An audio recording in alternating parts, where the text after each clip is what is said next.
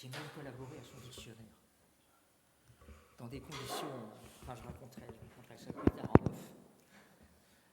Voilà, chers amis, merci d'être là. Je pense qu'il y a d'autres personnes qui devraient nous rejoindre. J'espère qu'elles ne se perdront pas dans le dédale de Saint-Louis. Julie y veille. Alors, je voudrais d'abord remercier vraiment très très vivement M. de Gramont d'avoir accepté notre invitation. Donc, je vais simplement présider nos débats, nos échanges. C'est Raphaël Gély qui va vous présenter. Je ne suis, moi, comme tout le monde le sait, que constitutionnaliste et un peu philosophe et encore un peu moins théologien, mais passionné, totalement passionné, et par la philosophie et par la théologie. Et surtout organisateur de l'école avec des bras droits absolument essentiels. Des bras droits. Des bras droits. Oui, absolument. Donc, Raphaël Gély, Guillaume de Stex, Benoît Bourgine, qui sont ici à mes côtés et que je remercie très vivement. Je veux simplement lire, en vous demandant la permission, de révéler un moment de notre correspondance. Donc, je vous avais pressenti pour nous parler de Jean-Louis Chrétien, et vous dites que vous lui devez beaucoup et qu'il vous manque. Et toutefois, vous écrivez, j'aurais une suggestion à vous faire. Ce serait de consacrer les 4 conférences à l'œuvre de Jean-Yves Lacoste. Une œuvre pour moi majeure, comme peuvent l'être celles de Jean-Louis Chrétien et Jean-Luc Marion, avec qui, je pense, Lacoste partage beaucoup. Et nous avons reçu Jean-Luc Marion à cette tribune il y a peu. Et pourtant totalement méconnu en France. Et je crois aussi méconnu en Belgique.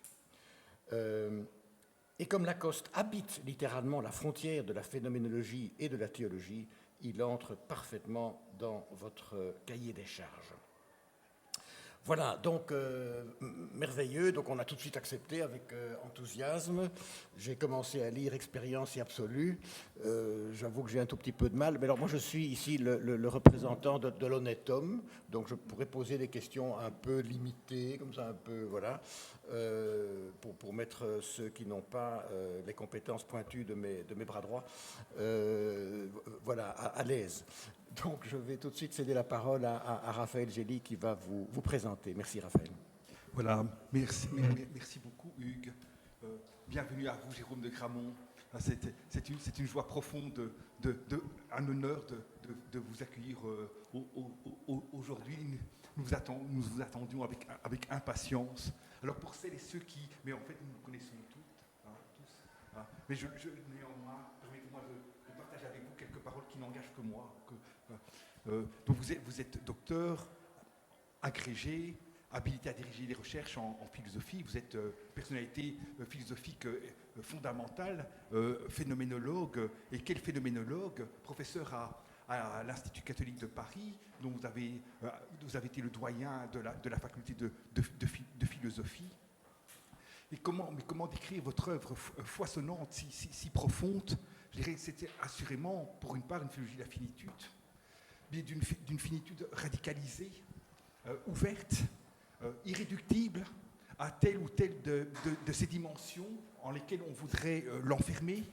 Une finitude qui ne se réduit pas à être la finitude de ceci ou de cela, ou une finitude par rapport à ceci ou à cela. C'est une finitude qui ne se déploie qu'à partir de son propre abîme, de ce qui en elle, en ce sens, ne peut pas être fini, achevé, enfermé.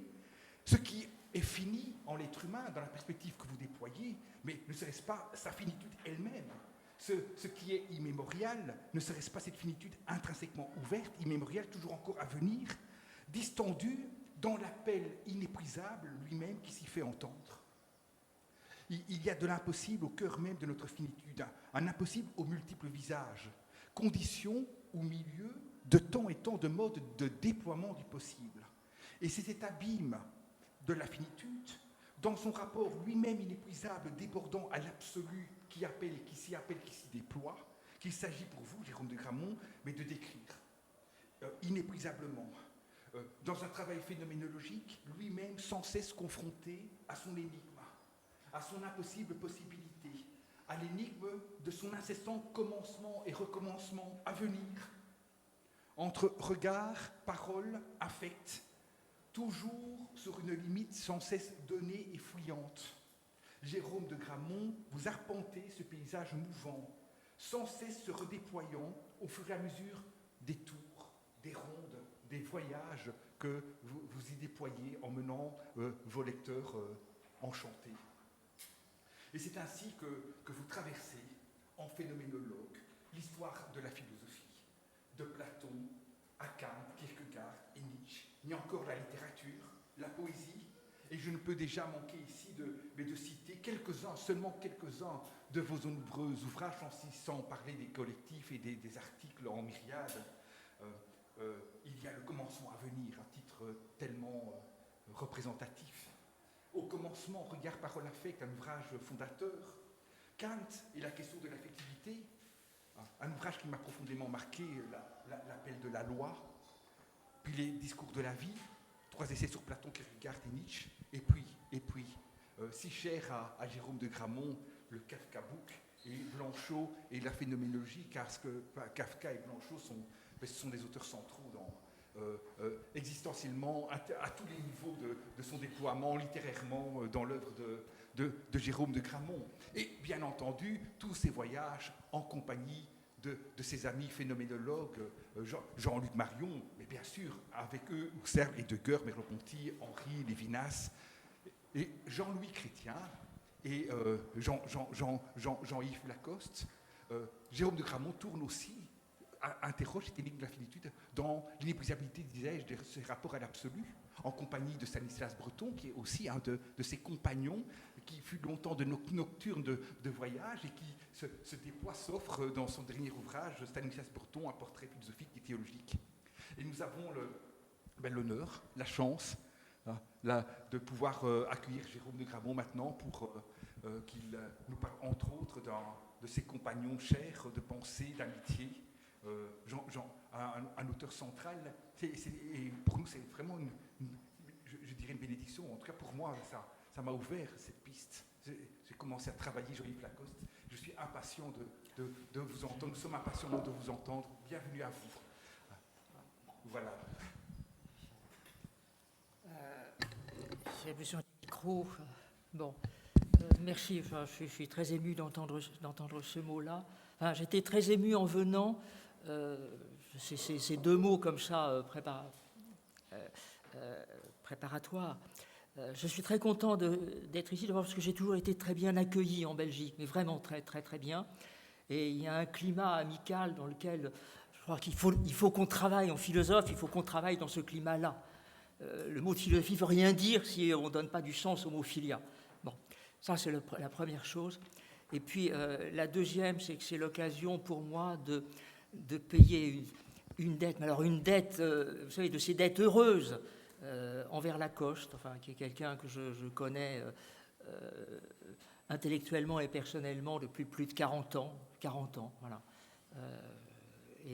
Ça a été l'occasion pour moi de revisiter ce travail qui m'a accompagné, mais qui m'a accompagné livre par livre. Et là, c'est pas livre par livre. Là, c'est vraiment, j'ai pris le corpus dans son ensemble, et la relecture de ce corpus dans son ensemble, c'est pour moi une expérience majeure. Voilà, ce que je vais faire aujourd'hui. Alors, je ne sais pas ce que ça donnera, je ne sais pas si vous serez content, mais moi, oui. Voilà. J'ai expliqué pourquoi. C'est un peu égoïste. Vous savez, les profs sont des gens égoïstes. Il faut d'abord des cours pour eux. Enfin, on ne fait pas des cours pour ses étudiants, on fait d'abord des cours pour soi. Et puis quand on est vraiment heureux de faire des cours pour soi, les étudiants le sentent et ils sont des fois contents aussi. Bon, j'espère que ça sera le cas. Voilà. Vous avez présenté en disant aussi habiter une frontière, Lacoste habite une frontière entre la phénoménologie et la théologie. J'avais donné un titre un peu long, pas très content, etc. Aux confins de la phénoménologie, la théologie. Voilà. Et j'ai choisi 2 exergues que maintenant vous comprenez. Premier exergue, je prends à Jean-Michel Maulepoix, poète français. C'est un mot qu'il avait prononcé le jour où il était venu dans notre Hippocagne. Ça commence à dater de quelques décennies, comme ça. Et vous savez, on lit des milliers de livres, et puis les phrases qui restent, c'est des phrases qu'on a entendues il y a 40 ou 50 ans. Voilà. et que donc j'ai noté comme ça, persévérer dans la lisière, voilà le rite. Ah, c'est tout ce que je vais raconter aujourd'hui et demain. Persévérer dans la lisière, voilà le rite. C'est Jean-Michel Maulepoix, donc citation de mémoire. Et puis la deuxième citation est de Lacoste lui-même, dans Présence et Parousie. Louange et contemplation sont marginales, sans domicile dans le monde, sans domicile dans l'histoire. Voilà.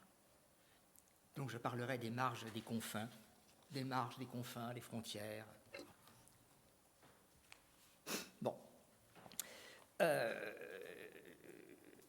4 conférences. La première conférence, je l'ai intitulée « La phénoménalité de Dieu ». Puis j'examinerai l'être dans le monde, puis l'être dans le temps. Et la dernière conférence, conclusive et un peu d'ouverture, la promesse et le danger. Mais d'abord, la phénoménalité de Dieu, pour être vraiment au cœur des choses. Bon. Donc avant d'aborder la question de la phénoménalité de Dieu, je crois qu'il faut s'entendre sur ce que veut dire le mot de phénoménologie. Ça peut donner lieu à d'interminables explications. Vous savez comme moi que les questions « qu'est-ce que la philosophie »,« qu'est-ce que la métaphysique » sont des questions interminables que les gens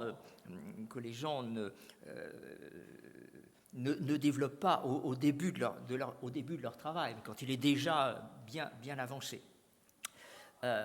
Qu'est-ce que c'est que la phénoménologie ? Des fleuves d'encre. Mais il me semble qu'on peut aussi résumer ça de façon très simple. Si on reconnaît que le projet phénoménologique ne veut rien dire d'autre que le projet de la philosophie comme tel que la philosophie s'invente avec Platon, ça veut dire avec les Grecs, peut-être même avant Platon, mais enfin on ne sait pas très bien ce qu'il y a avant Platon. C'est génial, mais on ne connaît pas très bien. Mais en tout cas avec Platon, un projet pour dire ce que sont les choses. Et c'est un projet qui se réinvente au début du XXe siècle avec Husserl pour dire ce que sont les choses à partir de leur mode d'apparition. Donc, première citation, dont je citerai beaucoup pour donner la parole à Lacoste, la phénoménologie, nom que Husserl donne à une philosophie vraiment fidèle à son projet, s'intéresse au réel tel qu'il est, aux choses elles-mêmes, au Sachen, à tout ce qui est en cause, en tout procès de connaissance, et à ce réel lui-même tel qu'il apparaît.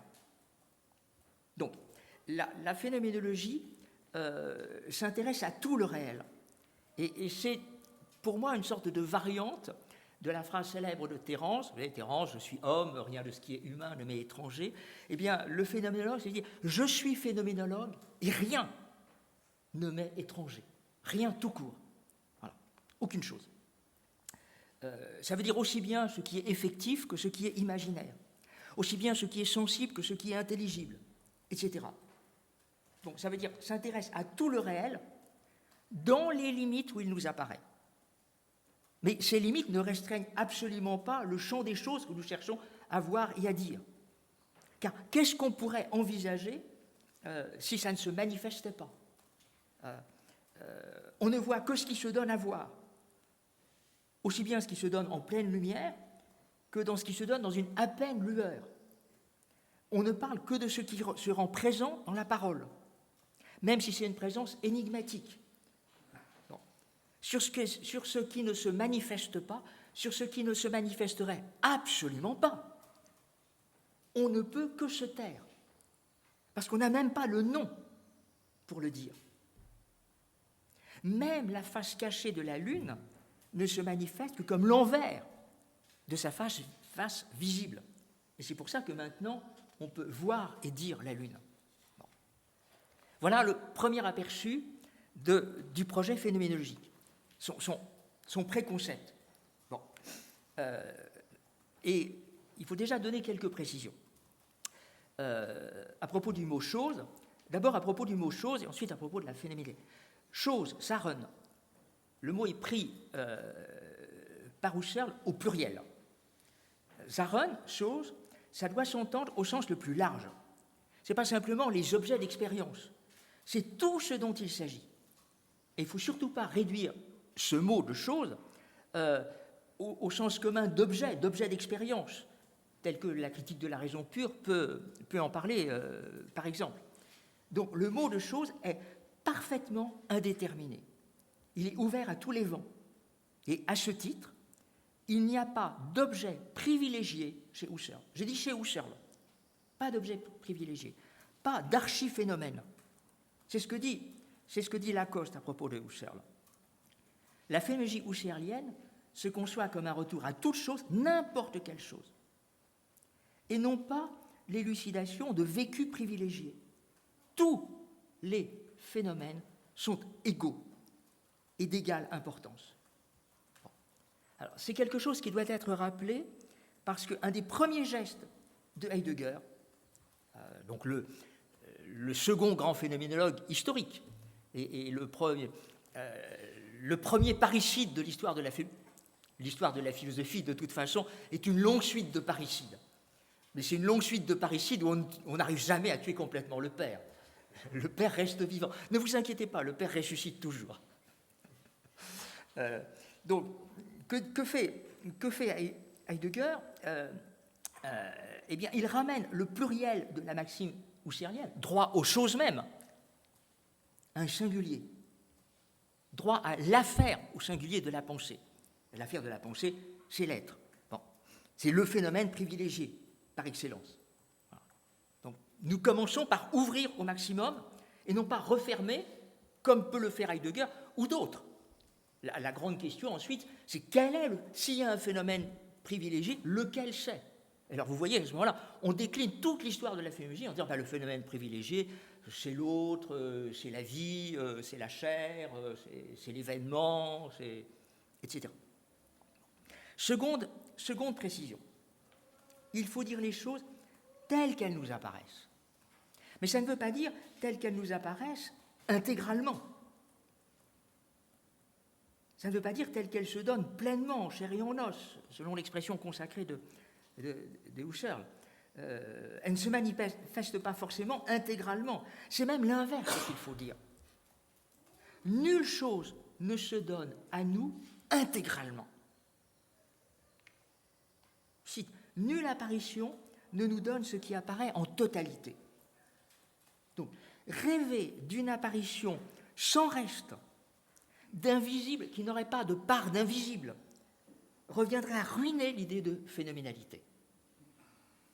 Donc le plus simple regard sur ce qui nous est donné à voir, un tableau par exemple, mais même une table, de façon plus prosaïque, le plus simple regard est déjà promesse d'un infini dont on ne parviendra jamais à faire le tour. C'est pour ça qu'un tableau, ça ne se voit pas en 5 secondes. C'est pour ça qu'on y revient. C'est pour ça qu'on s'arrête. Et on y passe. Enfin, je sais qu'il y a je raconterai ça une autre fois. Il y a des tableaux. Il y a un tableau que j'allais voir tous les ans quand j'habitais encore en Normandie, et je passais 1 heure devant. 1 heure. Tous les ans. Et je n'en avais jamais fini. Bon. Donc ce qui se donne au présent suppose une anticipation de ce qui donnera ensuite, mais aucune anticipation ne relève d'une stricte certitude. Donc, ça inscrit au cœur même du projet phénoménologique un paradoxe, celui d'une donation en chair et en os, les choses se donnent, mais une donation qui est forcément inadéquate. Bon. Si on comprend adéquation comme une coïncidence parfaite entre ce qui est donné et ce qui est reçu, il n'y a pas de coïncidence parfaite. Il y a toujours un surplus de ce qui se donne sur ce que j'arrive à en recueillir. Bon. C'est donc un paradoxe, mais c'est un paradoxe heureux. Il est heureux qu'on ne voit pas tout d'un seul coup. Bon. Et qu'on y revienne. Parce que c'est ça aussi qui va autoriser l'extension de la phénoménalité à toutes les choses qui se donnent un peu, à chaque fois sous le mode de l'un peu, mais jamais totalement. Donc, j'ai expliqué très, très brièvement ce projet phénoménologique, ce préconcept.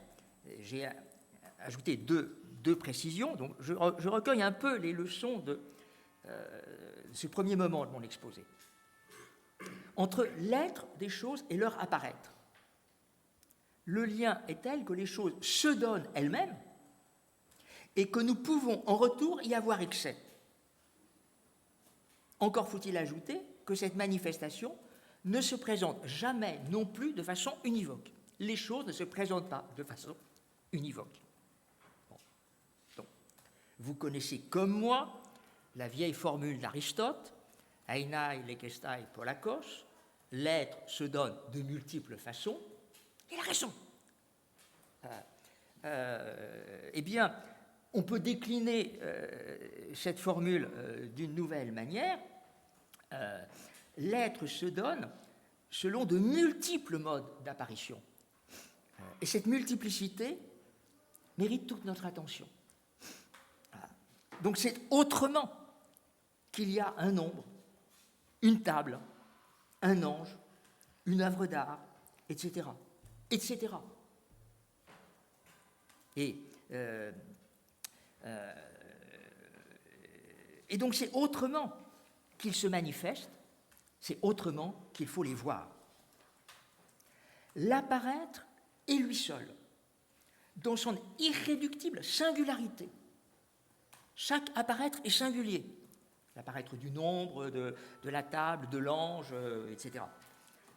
L'apparaître dans son irréductible singularité dicte le chemin qui nous mène jusqu'aux choses mêmes.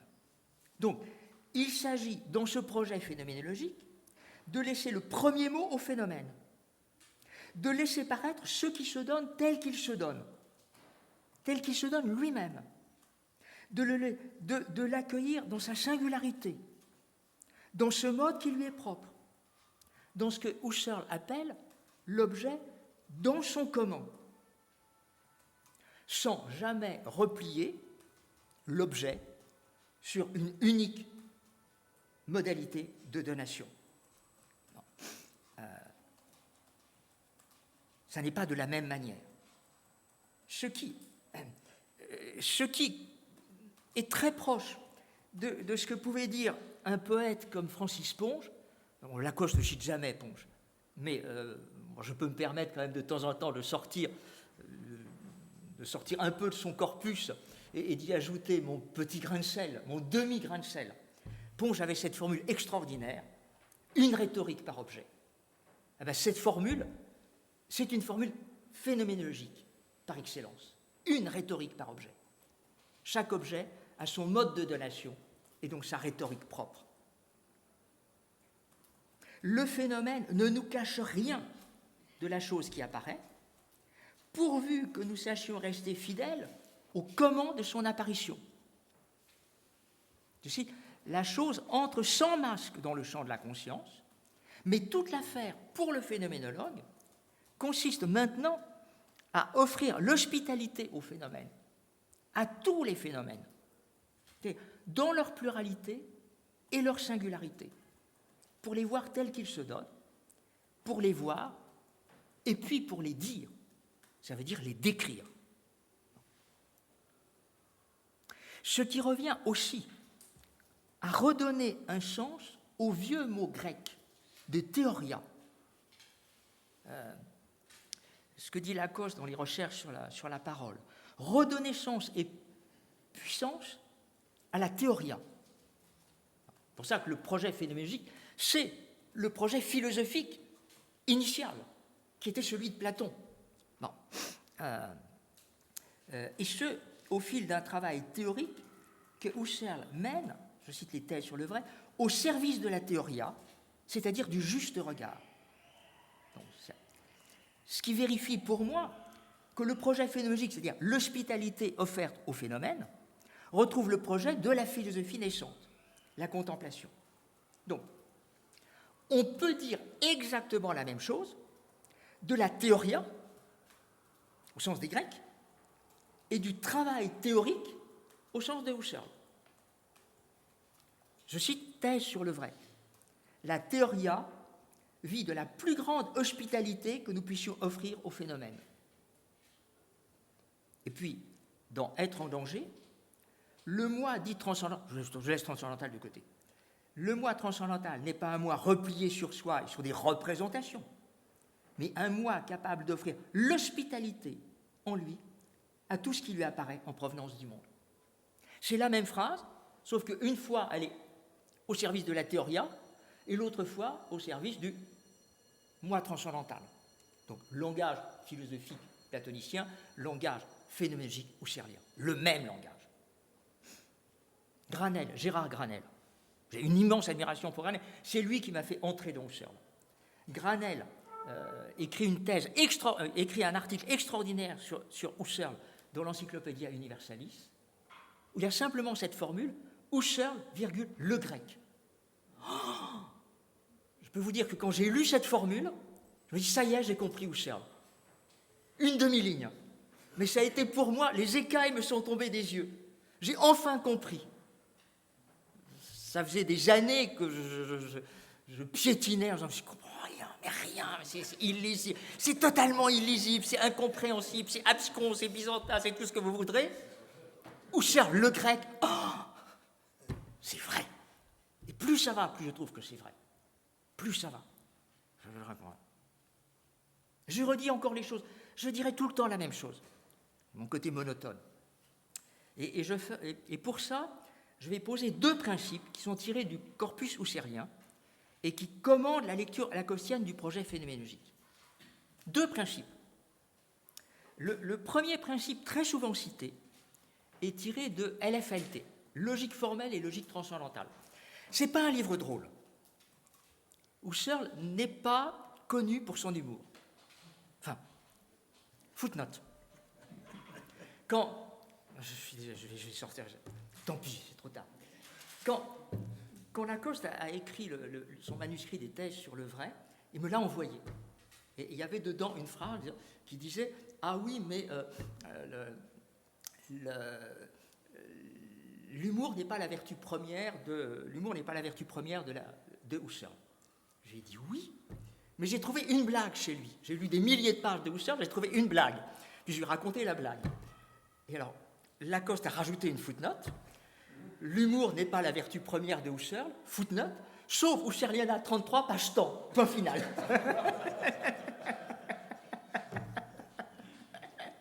Je ne sais pas combien de lecteurs sont allés chercher la référence.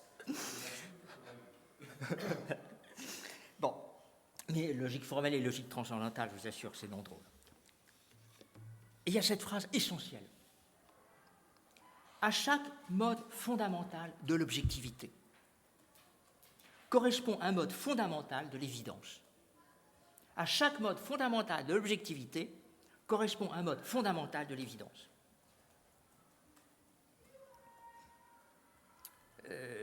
La féminité de Dieu présente cette phrase comme un axiome husserlien bien connu, et même comme une affirmation triviale. Husserl parle à un moment donné de la féminologie comme science des trivialités. Il faut oser dire ça.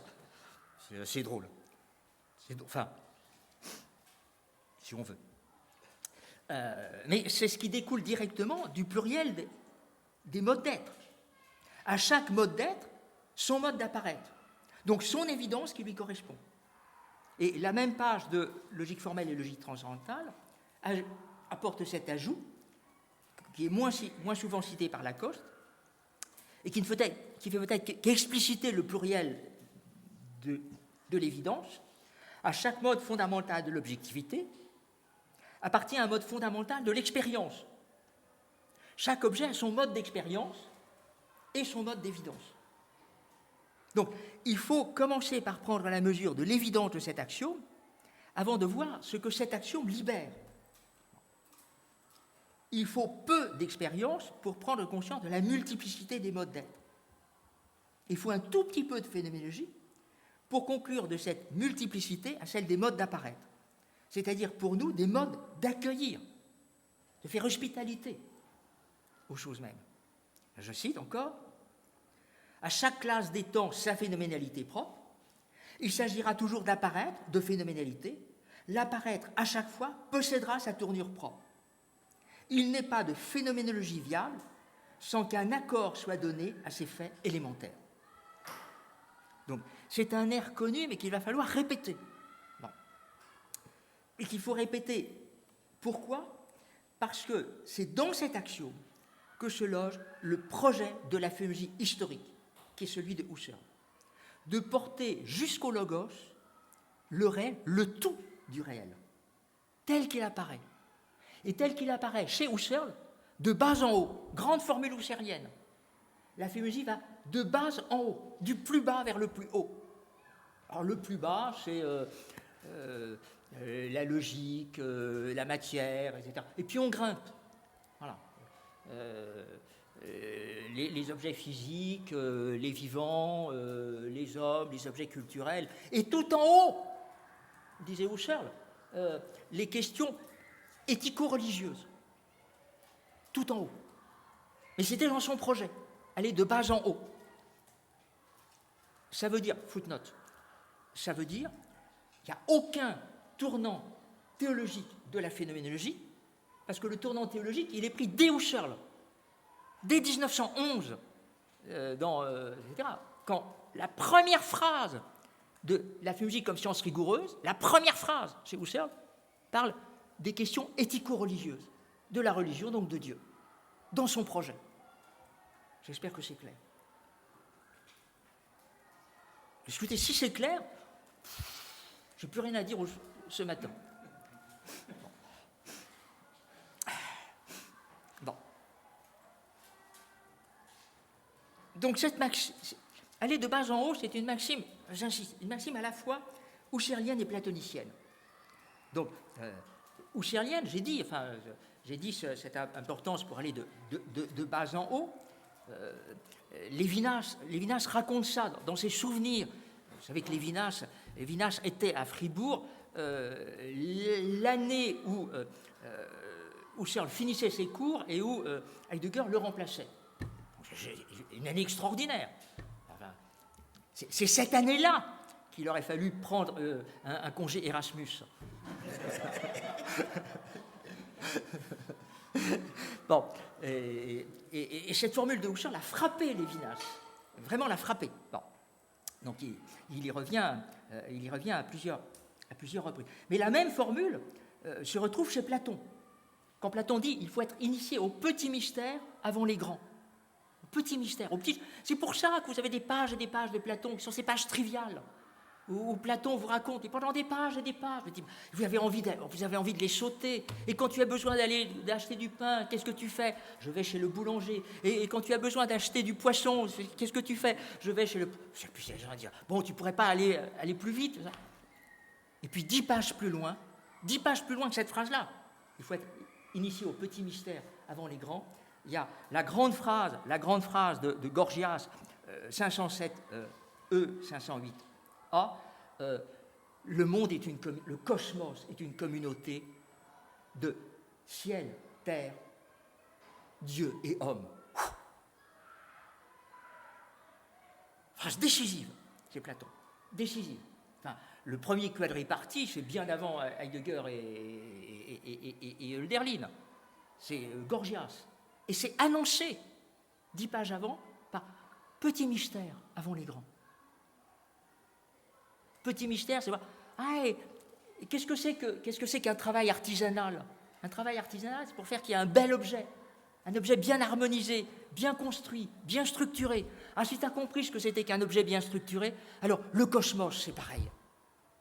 C'est une harmonie du même ordre. Enfin, une harmonie semblable. Du plus petit vers le plus haut. Du plus bas vers le plus haut, ça veut dire jusqu'à Dieu. Même si les textes husserliens sur Dieu sont rares, sont elliptiques. Mais le principe de logique formelle et logique transcendantale, à chaque mode fondamental de l'objectivité correspond un mode fondamental de l'évidence, ce principe a cette vertu de libérer la phénoménalité pour qu'aucune frontière ne retienne la phénoménologie dans un territoire qu'elle aurait le droit de penser, et seulement dans ce territoire. Il n'y a pas de frontière. De droit, rien n'est étranger à la phénoménologie. Pas même Dieu. Lequel a sa phénoménalité propre et doit être accueilli comme tel. Dans un article peu connu de 1994, Les raisons de la théologie, remarque préliminaire. J'avais invité Jean-Yves Lacoste à un colloque à Mortagne-au-Perche.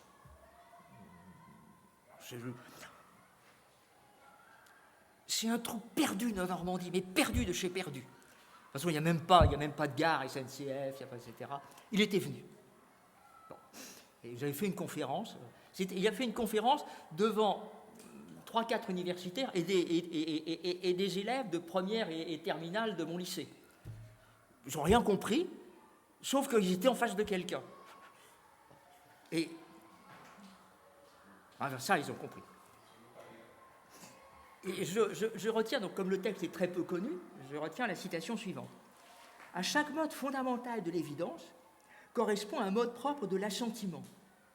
La foi se laisse donc définir dans ces termes phénoménologiques. Elle est le mode historial d'assentiment qui répond au mode historial d'évidence propre à l'objectivité divine. Voilà.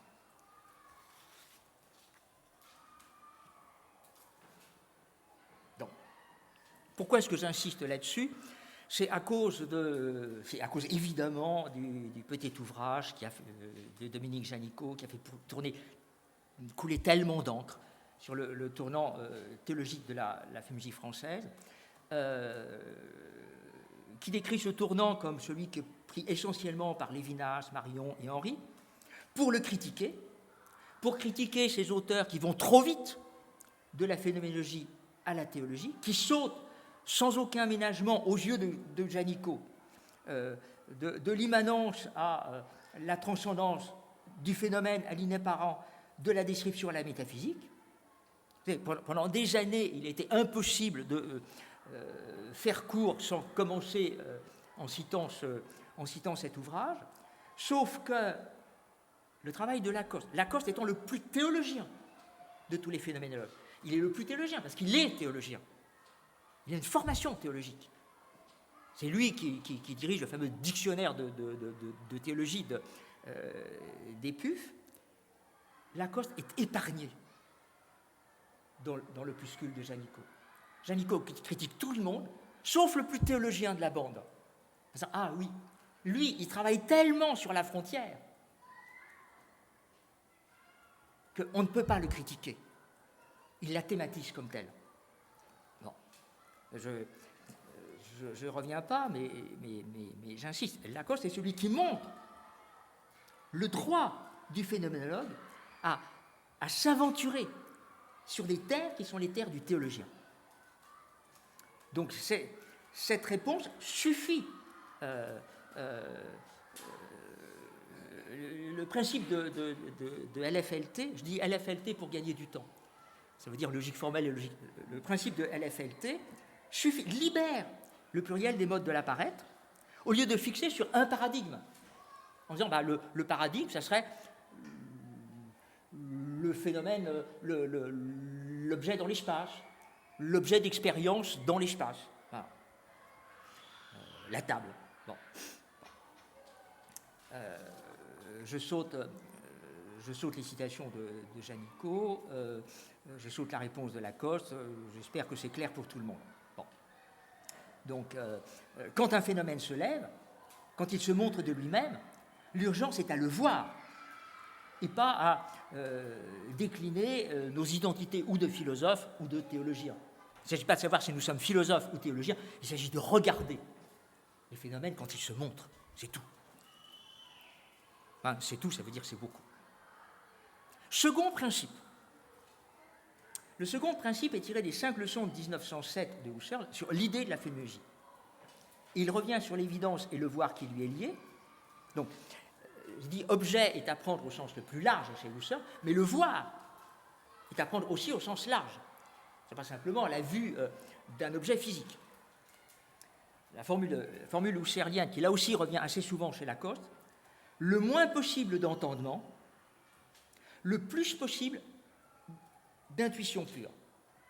Le moins possible d'entendement, le plus possible d'intuition pure. Pure. Voilà. Le moins d'interprétation, le moins de spéculation, le moins de discours, etc. Mais le plus de regard. Et il y a suffisamment de textes husserliens qui insistent sur le primat du voir, qui font du fait de voir l'ultime source de droit de toute affirmation rationnelle. Vous lisez pas, vous relisez les Idéons 1 de 1913. C'est l'équivalent de la critique de la raison pure. Et en fait, tout ça, c'est pour dire uniquement, apprends à voir, apprends à regarder par toi-même. Alors, des centaines de pages, un peu techniques, je reconnais. Pour dire, c'est l'essentiel. Bon. L'ultime source de droit. Et c'est ce qui permet à Lacoste de dire qu'au commencement est l'intuition. Affirmation phénoménologiquement inattaquable. C'est dans les thèses sur le vrai, ça j'y tiens énormément. Ça fait longtemps, je dis. Au commencement n'est pas le verbe, mais l'intuition. J'ai dit plein de fois, mais avant de lire ce livre, j'ai dit plein de fois, la phrase « au commencement était le verbe » est inacceptable pour nous. Aucun être humain ne peut dire un truc pareil. Commencement est le logos. Aucun philosophe, aucun phénoménologue. Au commencement est l'expérience. Au commencement est l'intuition. Bon. Et après, si on y arrive. Donc, au commencement, l'intuition, mais il n'y a pas d'intuition qui ne se heurte à des limites. De sorte que le rêve d'une parfaite présence du voir à l'apparaître, d'une parfaite coïncidence, d'une coïncidence sans défaut, de l'intuition à la donation, est un rêve qu'il faut abandonner.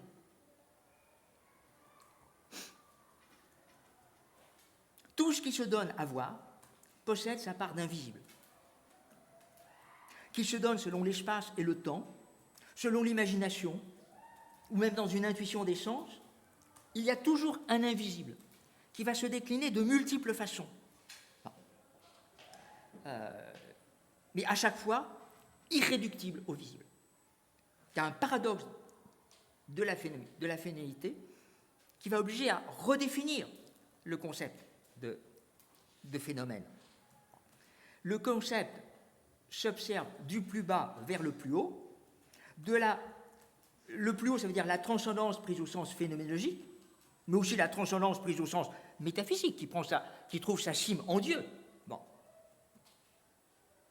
Donc il faut dire de tout objet de perception qu'il transcende sa phénoménalité présente. C'est une leçon classique de la phénoménologie historique.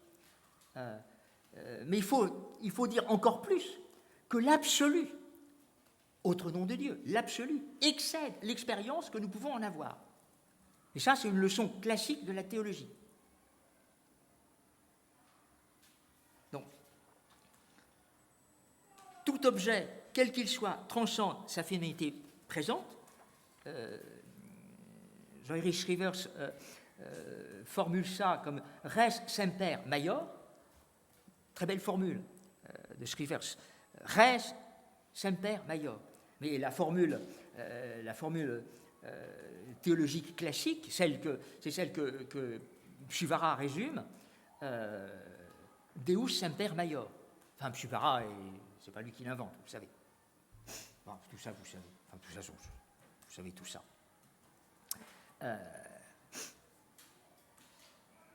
Jean Grèche, dans son compte-rendu de la féminité de Dieu, peut écrire « Si déjà il n'y a pas d'eschatologie humaine de la perception, il n'y a pas de perception entière du moindre objet d'expérience, a fortiori, Dieu ne peut faire l'objet d'une intuition parfaite. A fortiori. » Toute la seconde étude de la phénoménalité de Dieu, perception, transcendance, connaissance de Dieu, montre que par-delà la distance entre la chose et Dieu, il y a un même jeu entre ce qui apparaît et n'apparaît pas, un même jeu de présence et d'absence, de perçu et de non-perçu, de visible et d'invisible, de phénoménalité et de non-phénoménalité, d'évidence et de non-évidence. Tout ça est à l'œuvre dans tout mode d'expérience de phénoménalité, de donation, mais encore plus quand il s'agit de Dieu. Je cite, « Nous ne vivons pas dans l'évidence, mais dans l'évidence, de telle sorte que la non-évidence n'est jamais loin. Dans la non-évidence, telle qu'elle n'interdit jamais l'éruption de l'évident. Nous vivons toujours dans un mélange d'évident et de non-évident, dans un jeu qui est inscrit au plein cœur de la phénoménalité, mais qui est porté à son maximum quand il s'agit de Dieu, et qui justifie de parler, s'agissant de Dieu, de phénoménalité paradoxale. C'est une expression que Lacoste invente à propos de Kierkegaard. Bon, mais je pense qu'il est très kierkegaardien. Bon. C'est à propos de Kierkegaard et de la manière dont Dieu s'incarne tout en restant incognito. Bon, parenthèse fermée. Donc, à charge de penser Dieu comme autre et comme non autre, c'est-à-dire comme celui dont nous possédons le droit de le décrire, mais que nous trahirions si nous voulions totalement le décrire, alors qu'il demeure indescriptible. Il faut dire les deux. Donc, nous pouvons maintenant, alors je dis nous, ce n'est pas un pluriel de majesté, c'est simplement, j'espère que vous suivez un peu mon explication. Si vous voulez que je revienne, enfin, si vous voulez que je rature le pluriel de majesté, je dirais je. J'aime pas, enfin. Jusqu'à présent, ça va très bien. Oui. À chaque mode d'être, son mode de transcendance. À chaque mode d'être, son mode de transcendance. Et c'est le minimum que nous puissions dire de Dieu, que Dieu possède la transcendance la plus haute. Il est Dieu autre. Mais ni la phénoménologie, ni la théologie ne permettent de le maintenir dans une totale inconnaissance, celle d'un Dieu en soi qui ne nous apparaîtrait en rien, celle d'un Dieu qui soit non autre, qui soit absolument tout autre, absolument tout autre.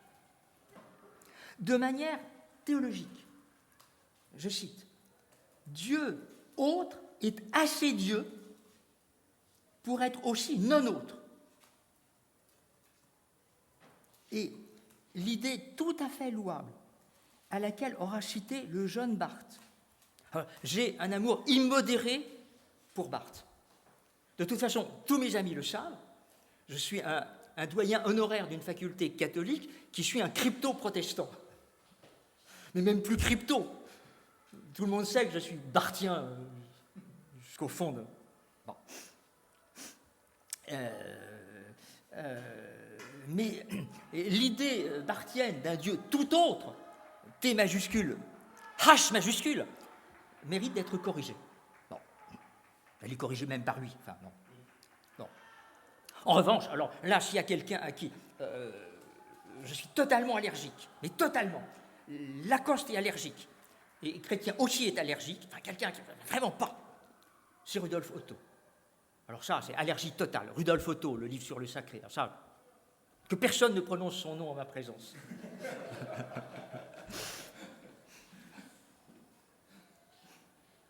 Donc Dieu est inévident. C'est ça qu'il faut dire en premier lieu. Dieu est inévident. Donc le nom de Dieu n'est pas le premier nom que nous prononçons. Sa présence, la présence de Dieu, ne s'impose pas au matin de l'expérience. Quitte à contredire l'autorité poétique de Hölderlin, dans un poème dit de la folie, alors, dans ce qu'on appelle la folie de Hölderlin. Footnote. La meilleure chose que je puisse nous souhaiter, c'est de finir nos jours comme Hölderlin dans ce qu'on appelait sa folie.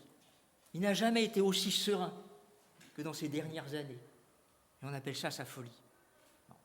Et vous savez, enfin, il y a ce poème extraordinaire, En bleu adorable fleuri, où on trouve cette formule célèbre. Est-il inconnu Dieu? Est-il manifeste comme le ciel? C'est ceci que je crois plutôt. L'humaine mesure, c'est cela. Dieu est manifeste. Bon. Alors c'est compliqué, comprendre Hölderlin est compliqué. Comprendre Hölderlin est compliqué dans l'absolu et est compliqué là, pour ce poème en particulier. Mais il faut commencer par dire non. Et c'est ce que dit Lacoste à bien des reprises. À bien des reprises. Notamment dans cette fameuse conférence où je l'avais invité à Mortagne-au-Perche. J'y tiens. Dieu, malgré Hölderlin, pour oser contredire Hölderlin, il faut des raisons fortes.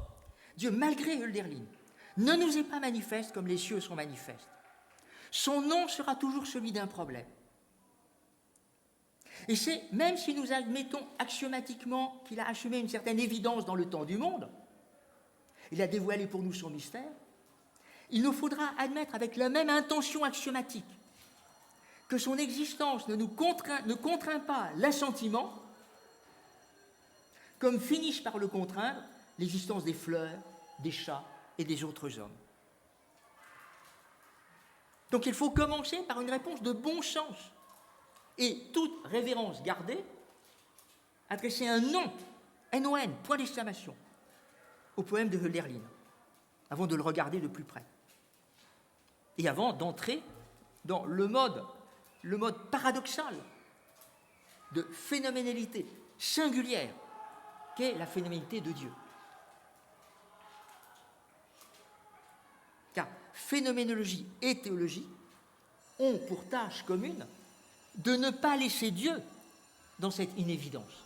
Une inévidence première, mais qui ne sera pas le dernier mot. Bon. La phénoménologie, parce que par principe, si elle a affaire à de l'inévident, elle est là pour le faire apparaître, malgré tout.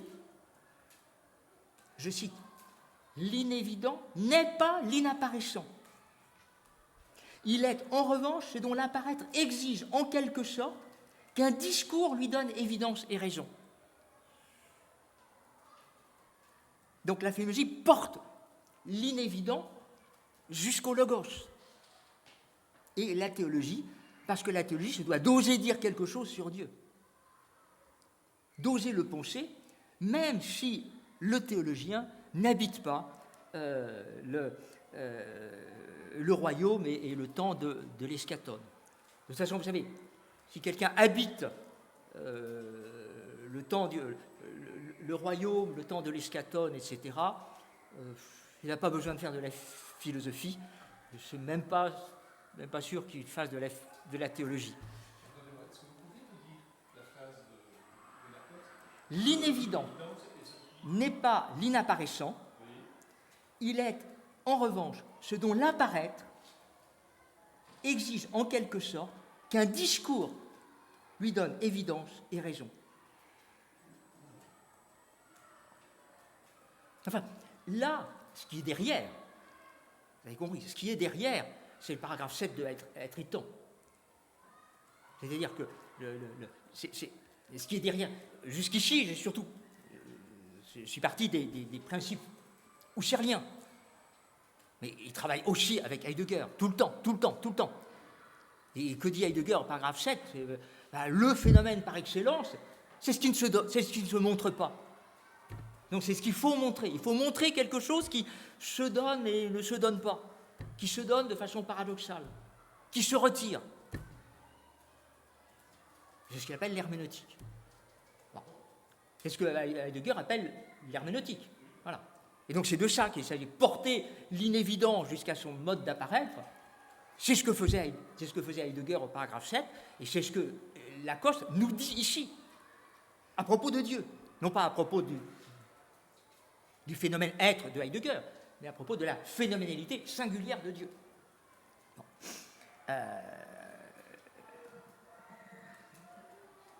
Et donc, à ce moment-là, on voit comment ce travail phénoménologique, pour porter le phénomène jusqu'au logos, trouve son écho dans le rythme d'une pensée théologique qui concilie le canon de l'Atrancade sur l'analogie avec qui concilie l'Atrancade avec le travail propre de la phénoménologie.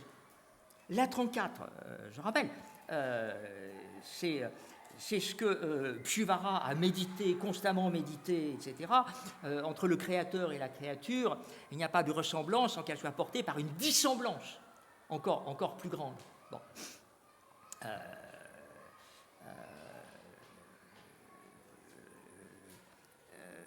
c'est ce que Lacoste cite à de nombreuses reprises. Toute expérience dont la conscience est le lieu est prise dans une inexpérience encore plus grande. Il n'y a pas d'expérience, dit Lacoste en phénoménologue, qui ne soit portée par une inexpérience encore plus grande. Pas de visible où il y a un invisible encore plus grand. Bon. Mais il y a aussi un correctif à ce principe de la 34. Et le correctif, il est apporté par Eberhard Jungel dans ce livre absolument magistral qu'est Dieu, mystère du monde. Bon.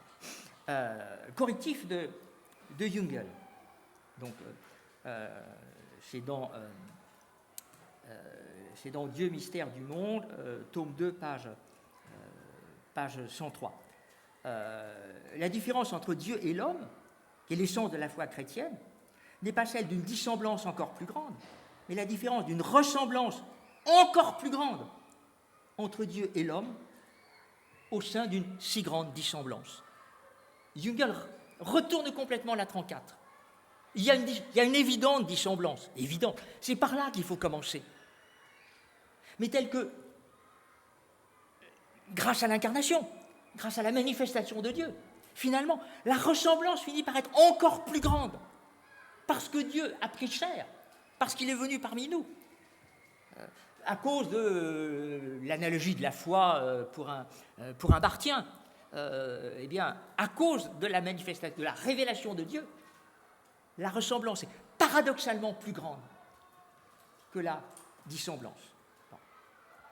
Ce que Lacoste paraphrase ainsi, entre connaissance historiale de Dieu et connaissance eschatologique de Dieu, il n'y a pas de dissemblance sans poser une ressemblance encore plus grande.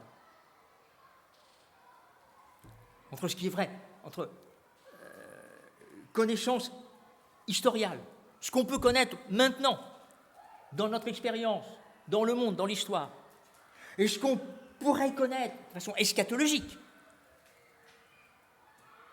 eh bien, il y a évidemment une dissemblance, mais la ressemblance est encore plus grande. Donc, la 34 et son correctif. Dès lors, il est de bonne théologie de penser Dieu dans un jeu dialectique. Alors, je dis dialectique entre guillemets, j'utilise avec prudence le mot dialectique, parce que c'est un mot complètement pied. Dialectique veut dire tellement de choses dans l'histoire de la philosophie. Enfin, il y a un jeu qu'il appelle dialectique, entre ressemblance et dissemblance. Je cite, « Selon le transit perpétuel de la similitude à la dissimilitude, de la dissimilitude à la similitude, de l'altérité à la non-altérité, de la non-altérité à l'altérité, sans jamais figer ce mouvement en l'arrêtant sur l'un ou l'autre de ces deux pôles. » Ce n'est pas une ressemblance totale, ce n'est pas une dissemblance totale. C'est le mouvement de va-et-vient entre les deux, c'est un mouvement constant.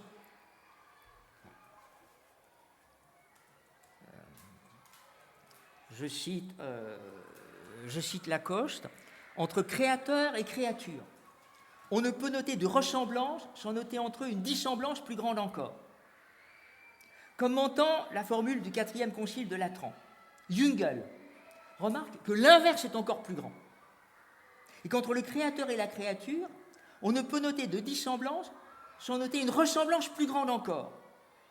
Entre les deux affirmations, que faut-il choisir ? Faut-il choisir ? Probablement pas. Primat de la dissemblance, plus grande encore. Primat de la ressemblance, plus grande encore. Nous figerions Dieu si nous nous en tenions à l'une des deux thèses au détriment de l'autre. Ou bien dans un éloignement critique de toute proximité, ou bien dans une proximité exclusive de toute distance. Donc voilà ce que théologiquement il faut dire, lisant à la fois Shuvara, la 34, et Jungel, le correctif. On peut revenir maintenant au projet phénoménologique et apporter quelques précisions. Aller droit aux choses mêmes, à toutes les choses, du plus bas jusqu'au plus haut, à travers leur manière de se rendre manifeste. Laisser paraître les phénomènes pour seulement les voir, sans aucun ajout d'entendement de notre part. Qu'est-ce qu'il y a de plus simple en apparence? C'est ça, simplement voir. Simplement, il ne faut pas lire beaucoup de phénoménologie pour s'apercevoir que cette simplicité apparente ne tient pas. Que ce rêve de présence, d'évidence, de lumière, pour que les choses, absolument toutes les choses, entrent dans leur pleine lumière de présence, soit un rêve. Un rêve dont il faut revenir. Parce que le jeu de présence et d'absence, dans ce jeu de présence et d'absence, d'évidence et d'inévidence, de visible et d'invisible, ce jeu qui est inscrit au cœur de la phénoménité, le projet de laisser paraître les phénomènes devient une tâche. Laisser paraître, ça devient les faire paraître. Et vous sentez que dans la nuance, il y a des efforts monstrueux. Laisser paraître, c'est le plus simple. Vous vous levez le matin, peut-être que vous avez des réveils difficiles, je ne sais pas si vous réveillez, je ne sais pas, peut-être que la grande aventure de votre journée, c'est de lever les paupières le matin. Enfin, une fois, après ça a l'air d'être simple. Eh bien non, philosophiquement, c'est après que ça devient compliqué. J'enfonce des portes ouvertes. Donc, laisser paraître, faire paraître, il y a là beaucoup plus qu'une nuance. C'est le rappel d'une tâche qui est implicite chez Husserl. Parce que chez Husserl, pour faire paraître les phénomènes, il aura fallu la réduction. Alors là, vous savez que la réduction phénoménologique, c'est le préalable obligé, et c'est un préalable qui vous prendra la vie entière. Enfin, c'est comme, vous voyez, le préalable obligé de la phénoménologie husserlienne, c'est comme la traversée du Sinaï par Moïse pour mourir au seuil de la terre promise. Les phénoménologues husserliens meurent au seuil de la terre promise. Ils n'en sortent pas de la réduction. Ils sont en plein milieu du Sinaï. Bon. Donc c'est une tâche qui est implicite chez Husserl et qui est explicite chez Heidegger. C'est le fameux paragraphe 7 dont j'ai parlé tout à l'heure. Si, pour percevoir exactement ce qu'être veut dire, il faut passer d'une pensée du laisser paraître à une pensée du faire paraître. Donc, si effectivement le paradoxe règne en plein cœur de la phénoménité, de manière à ce que évidence et non-évidence constamment se mêlent, que la présence soit constamment entaillée d'absence, il y a toujours un mélange de présence et d'absence qui se mêlent. Ça, c'est Husserl. De manière à ce que dans la phénoménité de l'être, il y ait un jeu de voilement et de dévoilement. Ça, c'est Heidegger. Maintenant, dans la phénoménité de Dieu exacerbe ce jeu de l'évidence et de l'inévidence et le porte à son maximum. Quelque chose qui est déjà présent chez Husserl, pour tout phénomène, qui est évidemment présent chez Heidegger, pour le phénomène catexokène qui est être, est encore plus présent. Cette difficulté est encore plus présente quand il s'agit de la phénoménité de Dieu. Donc il faut renoncer au rêve de porter aucun phénomène, a fortiori de porter Dieu, dans la pleine lumière. La phénoménalité de Dieu garde ses droits, mais dans les limites d'une dialectique de ressemblance et de dissemblance, et d'un paradoxe phénoménologique où l'évidence et l'inévidence se mêlent. Deux excès. Alors, j'insiste, je vais lentement, mais j'insiste. Deux excès, je paraphrase Pascal. Exclure la présence, s'il n'y a pas de présence, il n'y a pas de phénoménologie. N'admettre que la présence totale. ce que Lacoste appellera la parousie, une présence sans défaut, sans ombre. D'un côté, il n'est pas jusqu'au Dieu des philosophes qui ne disent quelque chose de Dieu, même le Dieu des philosophes dit quelque chose de Dieu, contrairement à ce que pourrait pencher une phrase de Pascal, c'est compliqué. Ce qui signifie que Dieu se rend malgré tout présent au concept, quelque peu, et ça n'est pas rien. Il se rend présent au concept comme il se rend présent à notre affection. Mais d'un autre côté, il faut renoncer à l'idée que Dieu puisse se rendre manifeste, totalement manifeste, sans reste, sans mystère. Donc entre ces deux excès, aucune présence, la totale présence, il faut inventer une pensée du clair-obscur.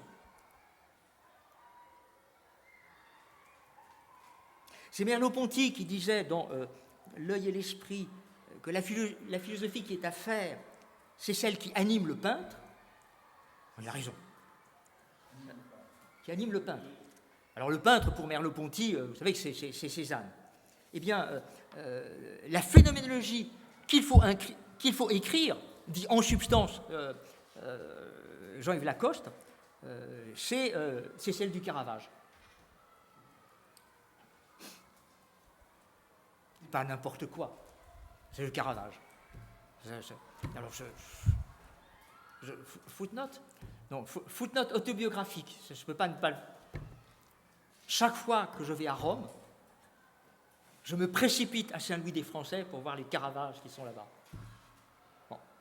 Et après quelques autres, quand j'ai du temps. C'est la première chose que je fais quand je vais à Rome. C'est aussi Caravage. Dans un court article, oh là là, le temps passe, dans un court article intitulé « L'apparaître du révélé ». Ah non, mais ça va. Et qui est repris à la fin de Présence et parousie. C'est là que Lacoste cite comme ça, au passage, le nom du Caravage, et il cite d'autres noms, qui ne sont pas directement, qui n'appartiennent pas directement à la phénoménologie historique. Bon. Il cite Pascal, Kierkegaard, Balthazar. Et ce sont trois noms qui inspirent le régime lacostien de la phénoménalité, qui nous aide à comprendre ce que veut dire le clair-obscur du phénomène en général et de la fumité de Dieu en particulier. Je cite, « Révélation, manifestation. Ces mots et ceux qui sont apparentés ne sont pas à entendre comme parlant d'une apparition sans reste, d'une pleine lumière. Le clair-obscur a sa phénoménalité originale, phénoménalité qui ne contraint pas, mais qui se propose à la liberté des hommes. » Moins important. Dieu se montre, mais ne se montre pas totalement, il se montre à demi, il se montre de façon paradoxale, en le clair-obscur de sa manifestation, et il se montre de façon paradoxale pour que, au regard, nous ayons à le voir, et qu'il y ait cette démarche de notre part, libre, pour le reconnaître.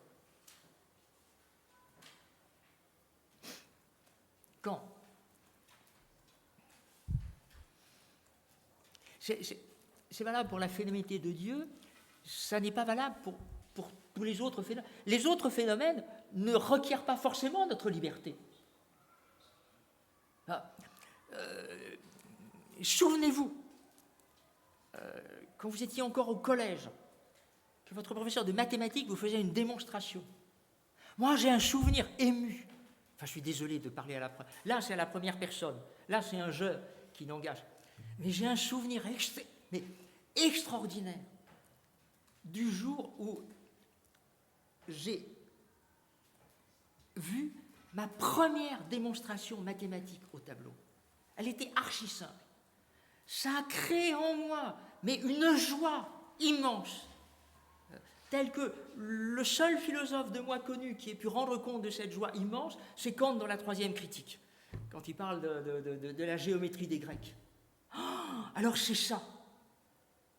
C'était très simple.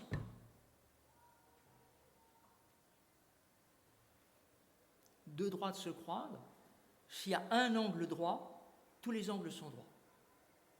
C'est archi simple. Vous n'imaginez. Je ne sais pas si j'ai bien dormi cette nuit-là, tellement j'étais excité. J'étais pas vieux.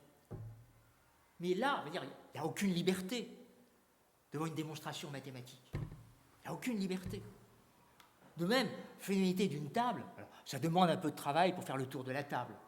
Elle demande du temps, elle demande des synthèses. Ce n'est pas des synthèses qui demandent une grande liberté de votre part. Tandis que Dieu, oui. Le clair-obscur de Dieu s'adresse à notre liberté humaine. Alors, cette phénoménalité paradoxale,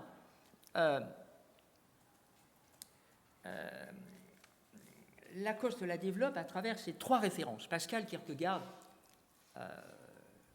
Balthazar. Pascal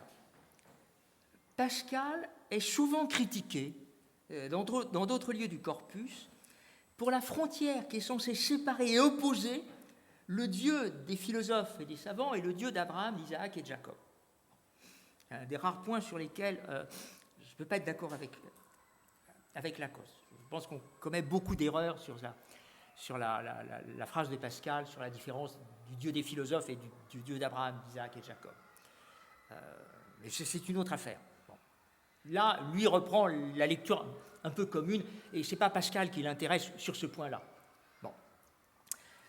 En revanche, il est très brièvement cité dans l'article dont je parle, que je commente en ce moment, pour le fragment de l'Aphumage 149, qui est ici décisif. Un fragment où il est question du Dieu caché, le Deus absconditus. Bon. Comme ce fragment est décisif, dans les premières pages du premier livre de Jean-Louis Chrétien, Lueur du secret, qui mentionne cette fois la grande lettre à Mademoiselle de Rohanès sur le Dieu caché. Bon, il faudra un jour, il faudra comparer quelqu'un comme Lacoste et quelqu'un comme Chrétien. Un travail à faire, j'y reviendrai peut-être demain. Et bon. Dieu caché, pourquoi? Parce que Dieu s'est voulu cacher.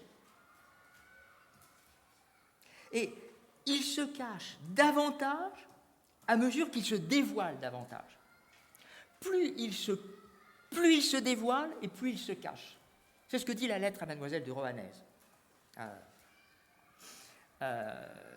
Pour faire que nous le cherchions et que nous l'aimions. Car, dit Pascal, il y a assez de lumière pour ceux qui ne désirent que de voir et assez d'obscurité pour ceux qui ont une disposition contraire. Il y a à la fois de la lumière et de l'obscur. Et il y a les hommes pour qui Dieu se donne suffisamment dans la lumière pour le voir, et les hommes pour qui Dieu reste complètement dans l'obscurité et qui n'y voient rien. Donc, discrètement, Pascal livre ainsi la pointe de ce que veut dire une phénoménalité de Dieu. Dieu ne saurait apparaître en pleine lumière. Mais il apparaît bel et bien à celui qui sait l'aimer. Il faut savoir aimer Dieu pour reconnaître sa phénoménalité. C'est une leçon qui sera amplement reprise dans les études 4 et 5 de la phénoménalité de Dieu. Et c'est une leçon que, déjà, Pascal nous livrait. Enfin, il y a beaucoup de phénoménologie chez Pascal. De toute façon, c'est pas très difficile, vous savez. On m'a présenté comme un phénoménologue. Donc, chaque fois que j'aime bien un penseur, j'en fais un proto-phénoménologue. Donc, c'est facile pour Kant, pour Kierkegaard, c'est très facile, pour Pascal, il est annexé, pour Platon, c'est hyper facile, et comme j'aime bien Héraclite, j'en fais l'archi-proto-phénoménologue. Bon, c'est comme ça. ou bien avoir des petits défauts dans la vie. Deuxième référence. La deuxième référence est incontestablement beaucoup plus présente chez Lacoste. Une référence majeure, c'est Kierkegaard. Lacoste avait appris le danois pour faire son mémoire de maîtrise. À l'époque, c'était une maîtrise sur Kierkegaard. Donc, on peut lire chez Kierkegaard la même logique du voilement et du dévoilement. Le Dieu des miettes philosophiques, 1844, se manifeste au milieu des hommes, mais il se manifeste incognito, de manière, je cite Lacoste, de manière à ce que seule l'intentionnalité de l'amour puisse dissiper la ténèbre.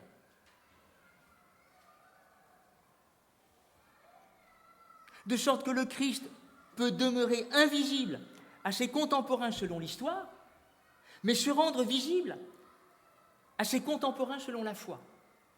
C'est le paradoxe kierkegaardien. Ceux qui pouvaient voir le Christ parce qu'ils habitaient la Galilée il y a 2000 ans, n'ont rien vu. Mais nous, qui ne le voyons pas, nous le reconnaissons davantage. Et nous sommes ses vrais contemporains. C'est un paradoxe extraordinaire. Extraordinaire. Bon. Donc, avec le saut dans la foi, Kierkegaard procède littéralement à un court-circuit de l'historico-mondial, dont on trouvera l'équivalent plus tard dans Expérience et Absolue, quand Lacoste mettra en place une époquée du monde et de l'histoire. Ben, le suspens du monde et de l'histoire, l'époquée de l'historico-mondial, c'est présent chez Kierkegaard en 1844. La grande réduction husserlienne, elle est déjà kierkegaardienne. J'ai plus rien à dire demain matin. Je suis désolé. D'abord, je vais finir en avance. Oh, c'est une honte. Je vais finir en avance et j'ai déjà tiré toutes mes cartouches. C'est un échec. Ces conférences sont un échec. Je suis honteux. Honteux.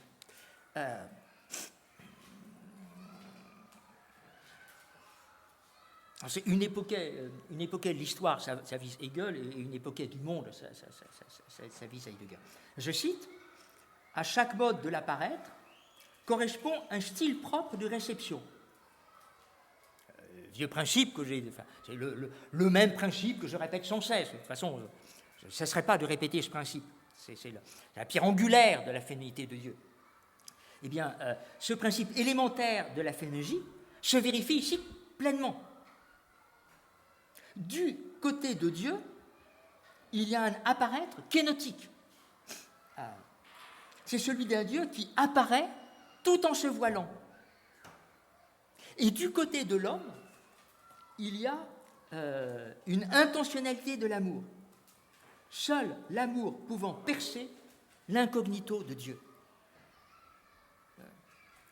Je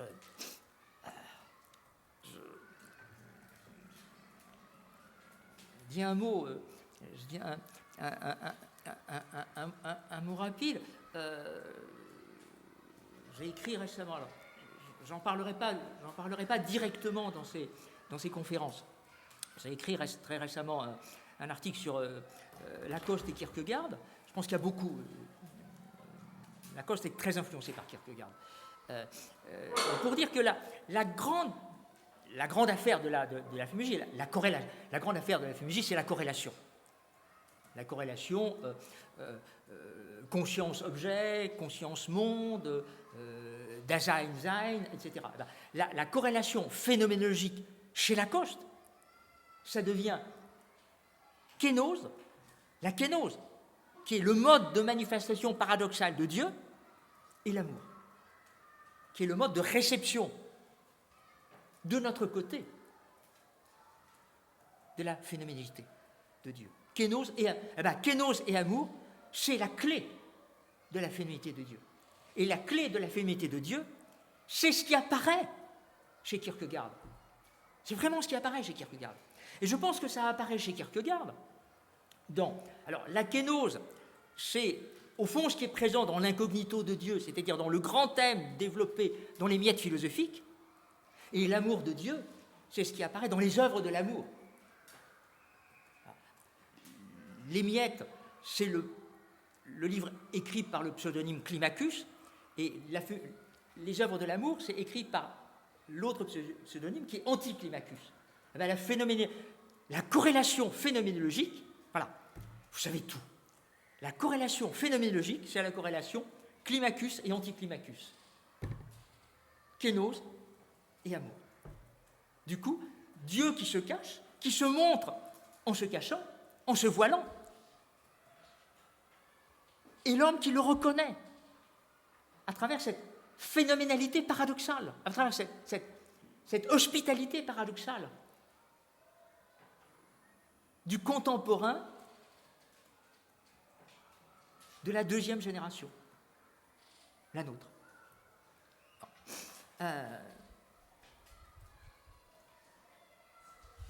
Donc, Dieu apparaît de façon kénotique et l'homme perce l'incognito de Dieu grâce à l'amour. Donc, l'apparaître kénotique du Dieu kierkegaardien appelle en retour l'amour de l'homme, parce que l'apparition de Dieu est livrée à un acquiescement de notre part, c'est-à-dire une réponse libre. Sinon, l'apparaître de Dieu reste inaperçu.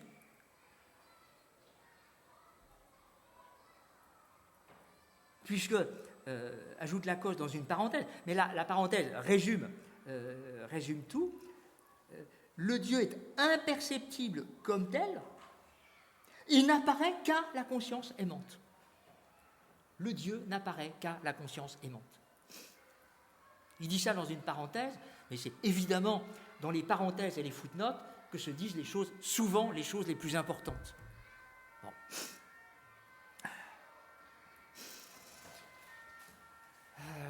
Pascal. Donc Pascal, la Fuma 149 et la lettre à Mademoiselle de Rohanès sur le Deus absconditus. Kierkegaard, l'incognito de Dieu qui se livre à la conscience aimante. Et puis la troisième référence, alors là, majeure, et majeure au-delà de l'article que je commente, qui est le dernier article de Présence et Parousie, c'est la référence à Hans Urs von Balthasar. Bon. Qui est lu ici de façon très elliptique pour le premier tome de La gloire et la croix. Le premier tome de La gloire et la croix, c'est celui qui, pour moi, est certainement le plus phénoménologique, même si Balthasar avouait ne pas devoir grand-chose à la phénoménologie. Bon. C'est ce qu'il dit dans une lettre que Lacoste cite une lettre à Lacoste que Lacoste cite en note à plusieurs reprises. Bon. Mais bon, après qu'est-ce qui est étranger à Balthasar? C'est une autre affaire, pas grand-chose. Comment entrer dans cette œuvre immense sans la défigurer? Eh bien, je vais m'appuyer sur une maxime qui lui est propre, une maxime proprement balthasarienne, mais que Husserl n'aurait pas désavouée.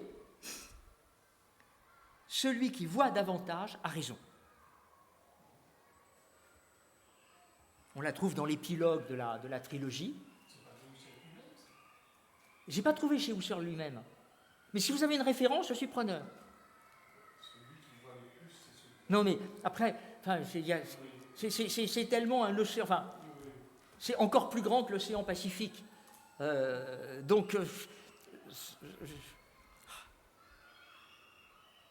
Honte à moi. Enfin, c'est vraiment. Je n'ai pas relu les Husserliana complets pour venir à Bruxelles.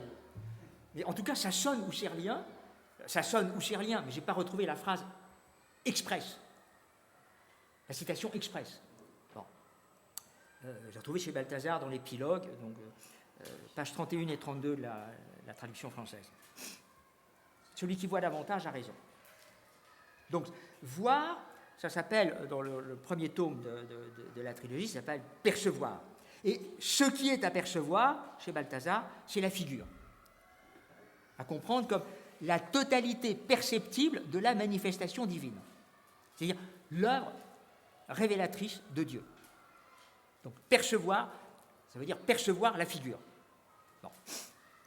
Donc, comment voir davantage que ce que nos yeux empiriques peuvent faire, là où il y a à voir en abondance, grâce aux Écritures et grâce à la liturgie. Donc, comment passer du voir au percevoir?